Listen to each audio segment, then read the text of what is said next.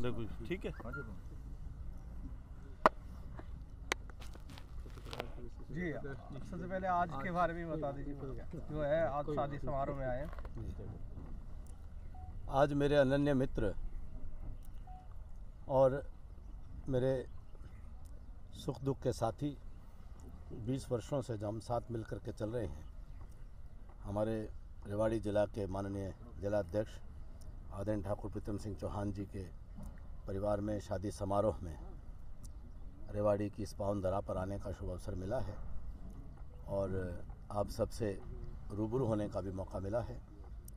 मैं नव दंपत्ति को जहां अपनी बहुत बहुत मंगल आशीष और शुभ आशीष प्रस्तुत करता हूं, और पूरे परिवार में इस खुशी के माहौल में बहुत बहुत बधाई और शुभकामनाएं देता हूं। प्रीतम जी का परिवार मेरा परिवार एक ही परिवार है। एक वित्त मंत्री रह चुके हैं आप, तो अभी विपक्ष बार बार जिस तरह से आरोप लगा रहा है कि कर्जे में लगातार प्रदेश डूबता जा रहा है, बेरोजगारी में नंबर 1, इस तरीके से जो देखिए, कल मैं पूर्व मुख्यमंत्री और वर्तमान नेता प्रतिपक्ष के एक प्रेस वार्ता को देख रहा था और मुझे बड़ी हैरानी हुई कि जो 10 साल मुख्यमंत्री रहने के बाद भी उनकी जानकारी कितनी कमज़ोर है।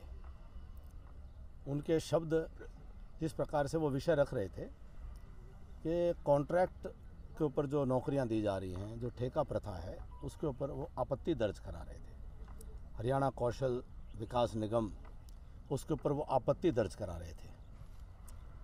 मुझे हैरानी इस बात की हुई कि आपत्ति दर्ज कराते उन्होंने कहा कि वर्तमान सरकार ने ठेका प्रणाली को बहुत आगे बढ़ा दिया है और ठेका प्रणाली गलत है, ऐसा वो कह रहे थे। तो वो 10 साल मुख्यमंत्री रहते हुए वो भूल गए कि हरियाणा प्रदेश के अंदर ठेका प्रणाली का सबसे ज़्यादा प्रचलन और दुरुपयोग उनके शासनकाल में हुआ था। उन्होंने हरियाणा प्रदेश की शिक्षा व्यवस्था को भी ठेकेदारी शिक्षक के परंपरा को शुरुआत करने का काम उन्होंने किया था, गेस्ट टीचर लगा करके। गेस्ट टीचर्स के ऊपर जिस प्रकार के जुल्म ढाए गए थे, लाठियां भांजी गई थी, उनके घर पर रोहतक के अंदर भी गेस्ट टीचर के ऊपर इतने जुल्म हुए कि वो महीनों तक वो आंदोलनरत रहे और एक बेटी को तो अपनी जान भी गंवानी पड़ी थी। ऐसे में जिन्होंने स्वयं इस गेस्ट टीचर की परंपरा को शुरू किया और बहुत सारी अनियमितताओं को, बेकायदगियों को उन्होंने हरियाणा की शासन संस्कृति में शुरुआत की। कौन भूल सकता है कि विधायकों को कोटा दे दे करके वो नहरी विभाग में बेलदार लगाया करते थे। कौन भूल सकता है कि उनकी सरकार में विधायकों को कोटा दे दे करके वो बिजली के ठेके पर कर्मचारी लगाया करते थे। उन्होंने तो पुलिस विभाग के अंदर भी ठेका प्रणाली की शुरुआत की थी और उनकी ठेका प्रणाली में न तो कोई नीति थी, उनको पॉलिसी क्लियर नहीं थी। आउटसोर्सिंग पार्ट 1 में लगाना है, आउटसोर्सिंग पार्ट 2 में लगाना है, कोई मर्यादा नहीं थी। और जिसके कारण से श्रीमान मनोहर लाल जी के नेतृत्व में 2014 से जब भारतीय जनता पार्टी की सरकार आई, कितने ही मुकदमे कोर्टों के अंदर चल रहे थे उन बेकायदगियों के चलते हुए, चाहे वो गेस्ट टीचर्स का मामला हो, आशा वर्कर्स का मामला हो, आंगनवाड़ी वर्कर्स का मामला हो, वह रोडवेज़ के अंदर एम्प्लॉयमेंट का मामला हो, वह पुलिस के अंदर कॉन्ट्रैक्ट एम्प्लॉयमेंट का मामला हो, और चाहे जैसे मैंने कहा कि बेलदार्स और यहाँ तक कि बिजली विभाग के अंदर भी हर विभाग में डीसी रेट की प्रथा उन्होंने शुरू की थी। कोई पॉलिसी के अभाव में, कोर्ट के आदेश से कि पॉलिसी स्पष्ट होनी चाहिए, और यहाँ तक कि सुप्रीम कोर्ट तक का भी निर्णय बाद में आया कि ये सरकार जो कांग्रेस सरकार की तत्कालीन उनके नेतृत्व की सरकार थी, उस सरकार में कोई नियमावली नहीं है, आप उसकी नियमावली बनाइए। और उसको पारदर्शिता लाने का काम मनोहर लाल जी ने किया है, उनको बहुत बहुत साधुवाद है। आज पूरी पॉलिसी क्लियर है।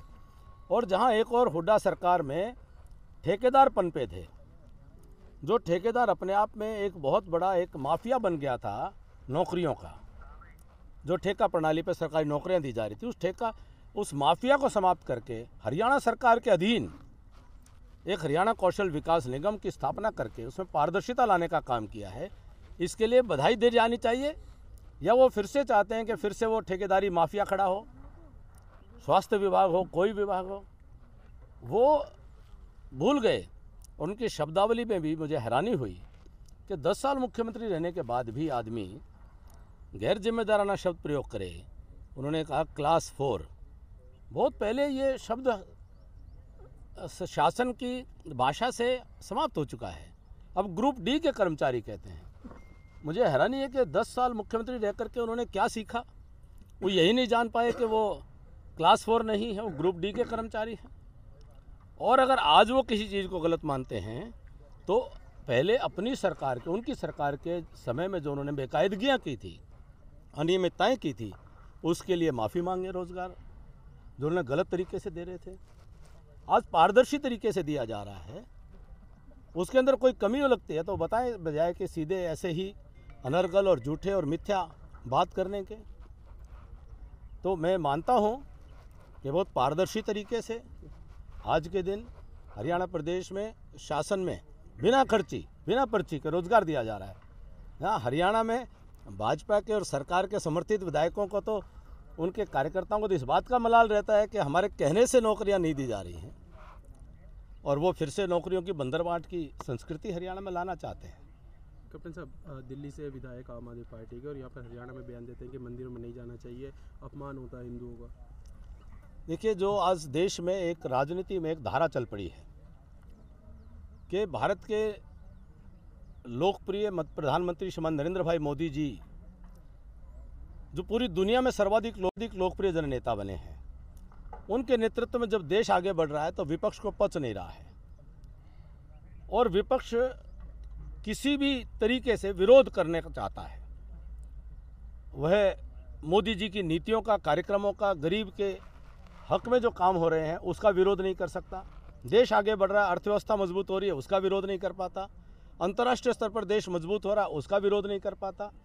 अब उनका विरोध वैचारिक और कोई नीति कार्यक्रमों का विरोध ना हो करके मोदी जी का विरोध बन चुका है। और मोदी जी का विरोध करते करते वो देश की संस्कृति का विरोध करने चल पड़े हैं। देश के सनातन को, जो सनातन संस्कृति को गाली देने की एक नई विपक्ष ने रवायत शुरू की है कि कांग्रेस के लोग वह सनातन को एक बीमारी बता रहे हैं। कांग्रेस के राष्ट्रीय अध्यक्ष वह और उनके पुत्र भी सनातन को गाली दे रहे हैं। उनके पार्टी के लोग सनातन को गाली दे रहे हैं। उनके पार्टी के समर्थक वो सनातन को गाली दे रहे हैं। उनको लगता है सनातन को गाली दे करके वो अपने वोट बैंक को, जो अल्पसंख्यकवाद की नीति पर चल रहे हैं, जो तुष्टीकरण की नीति पर चल रहे हैं, कि कहीं ना कहीं वो उसको बचा करके रखना चाहते हैं। लेकिन मैं समझता हूं कि इस देश का अल्पसंख्यक भी इस बात को समझेगा कि इस प्रकार से किसी संस्कृति को गाली देना, न तो केवल जिसकी संस्कृति को गाली दी जाएगी वो स्वीकार करेंगे, और न अल्पसंख्यक बंधुओं को भी अच्छा लगने वाला है कि जिस कांग्रेस ने भगवान राम की अस्तित्व को और रामायण को काल्पनिक बता दिया, लेकिन चुनाव आते हैं तो मंदिर के अंदर वो साष्टांग प्रणाम करते हुए दिखाई देते हैं, तिलक लगाए हुए दिखाई देते हैं, तो उनकी कलई खुल चुकी है।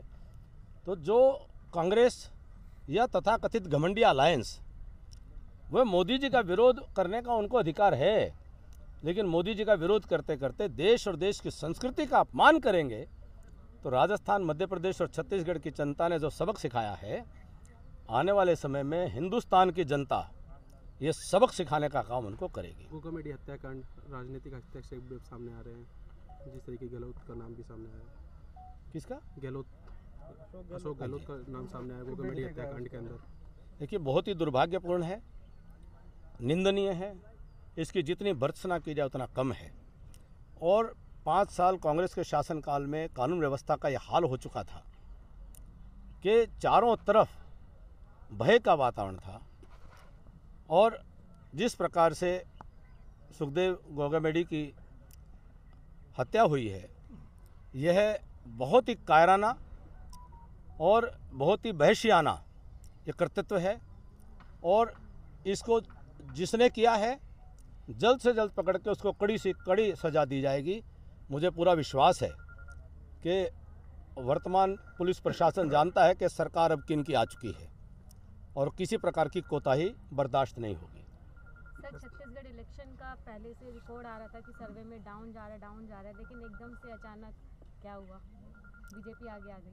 देखिए, इससे ये ध्यान में आता है कि देश की जनता का मानस, जो देश का गरीब है, देश का किसान है, देश का मजदूर है, जनजातीय बंधु हैं, आदिवासी समाज के लोग हैं, जो अनुसूचित जाति के लोग हैं, जो मजदूर हैं, व्यापारी हैं, कर्मचारी हैं, आज हर वर्ग विपक्ष से निराश है और हताश है, और हर वर्ग मोदी जी के साथ है। और आज ये तीनों चुनाव के परिणाम एक स्पष्ट संदेश दे रहे हैं कि देश 2024 में मोदी जी के नेतृत्व में नई सरकार के बहुमत का एक हिंदुस्तान की लोकतांत्रिक इतिहास का एक रिकॉर्ड बनाने वाला है। मुझे कोई संदेह नहीं है कि देश की जनता राजीव गांधी जी के जो बहुमत मिला था उसका भी रिकॉर्ड 2024 में तोड़ेगी।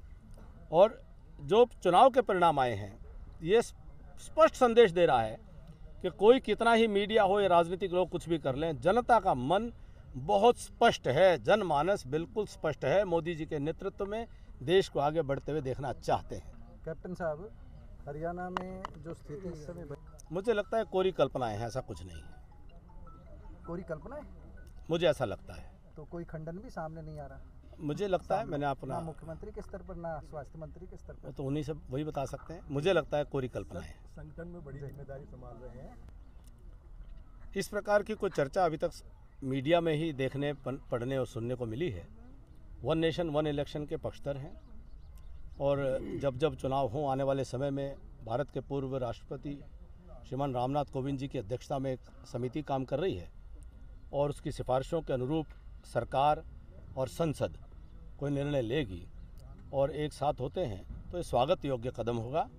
और जब भी ऐसा कोई भी प्रयास होगा कि चुनाव एक साथ संपन्न हो, ये देश की जनता के हित में होगा। तो फरवरी मास तक उम्मीद करें हरियाणा की भी? मैं नहीं कह सकता हूँ, मैं उतनी बात करता हूँ जो मेरे दायरे में होती है।